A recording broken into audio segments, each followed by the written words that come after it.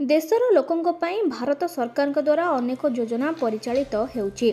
देशर कोटी कोटी लोक एही योजना गुड़िकर लाभ पाती।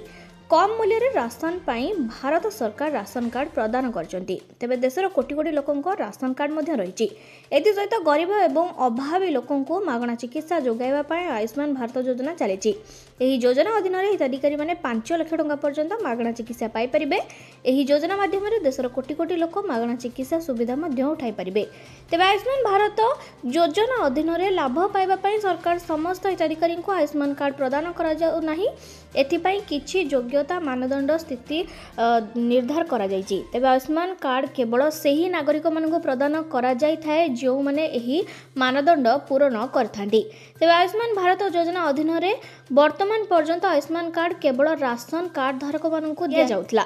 तेबे जो माने फेब्रुआरी 2024 पूर्वरु सेमानकर राशन कार्ड पाइथिले किंतु वर्तमान एहाकु परिवर्तन करा जायछि जहा लक्ष लक्ष लोकंकु उपकृत करिवो।